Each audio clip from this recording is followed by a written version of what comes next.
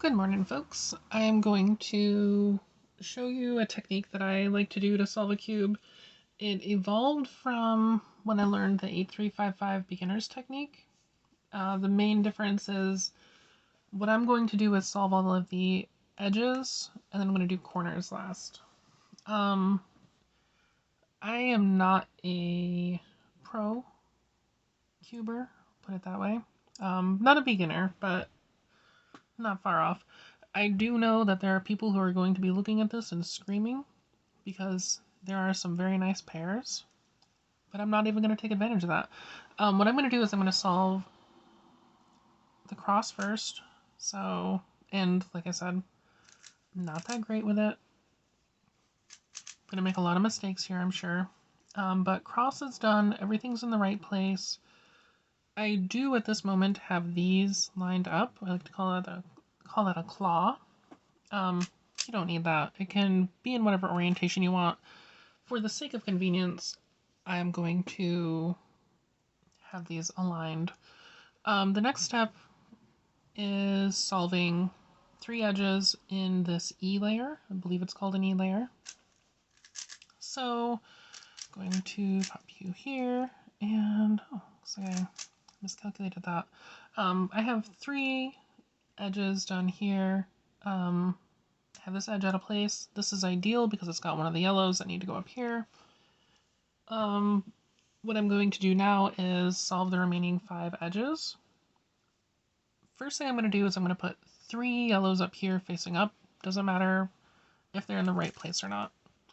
I'm going to push this, I'm going to hide that away, push this up in the right orientation, and pull this bad one down.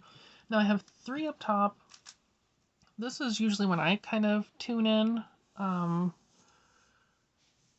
A better cuber would have set these up better in advance, but I'm not a great cuber. So immediately from my experience, I'm going to notice this is kind of like the second worst situation or second best situation, however you want to look at it. If you're not comfortable with the technique, what you can see is this is in place, these 2 are out of place. If I rotate it, this is in place, these 2 are out of place. If I rotate it, this is in place, these 2 are out of place. So no matter what I do, at most 1 is in place. So we're going to have to do 4, I think it's 4 moves. Since this is orange, I'm going to find the red, and I'm going to hide the red, put the orange in its place, pull whatever was next to it down, and then I'm going to rotate you, hide the orange, put whatever was there in place, and then pull it down. So all edges are done. I like to think of this as like a cage, because to me it looks like a wire cage with all edges done. Final step, so to speak, is solving all of the corners. And here we're going to make heavy use of sexy moves. So there are many variants of the sexy move. Like I said, I'm not a beginner, but I'm not far off. The one that I am most comfortable with, or the variant, is where we do an R prime, D prime, RD, or we do a D prime, R prime, DR. Those are inverses of each other. You can do the same thing on this side, for example. Yeah, I think I messed things up there, but that's okay. I'm not comfortable with that yet. I'm getting better.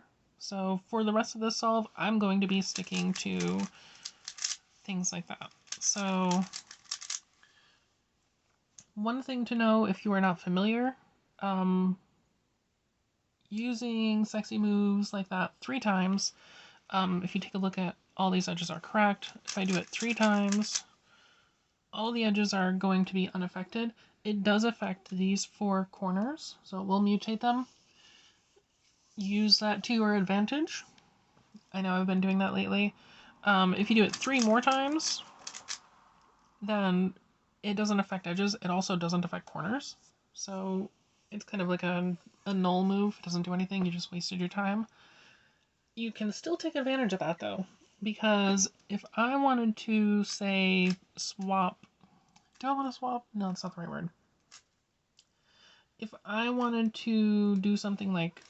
I call this my sexy move, and then I rotate this U layer to find another corner to affect, and then I undo.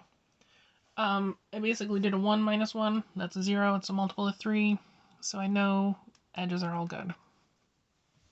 I keep like a counter going in the back of my mind of how many times I did a sexy move. So 1, 2, 3, 2, 1, 0. So good things to keep in mind. Armed with that knowledge, we are going to solve all of the corners. Here we have a bunch of low-hanging fruit. I consider it low-hanging fruit if it is, for example, this blue is facing up along with all the other blues. It's in the wrong corner though, so this needs to go over here. So I'm just going to bring you down and plop you back into place. Now what I've done is I've set myself up with an interesting situation because this blue goes here. And what should I take down? Well, this is in the wrong place, so I'm going to bring that down here to my working layer. And I'm just going to pop you into place there. And there we go. So the blue face is not quite done. I could, oh boy, I really want to do this. Yeah, we'll take advantage of this. So, oh, it's not a good teachable moment though.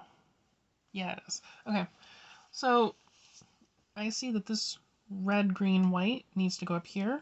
There's already a piece in that place, but that needs to go over here. So I'm going to do this. I'm going to do the sexy move and unsexy. I'm going to undo it. And I'm going to basically put these in the right places. So I'm going to do that and that. So I pulled it out and then I put it back over there. Wow, that's really convenient. Now I have these two out of place. I like to hold it like this, green on top, green facing this way. I could have also had orange on top, but orange wasn't facing this way. This is just personal preference. I find it easier to start like this, and then I pull you down. So I did 2 and then I undid 2. And there we go, solved cube.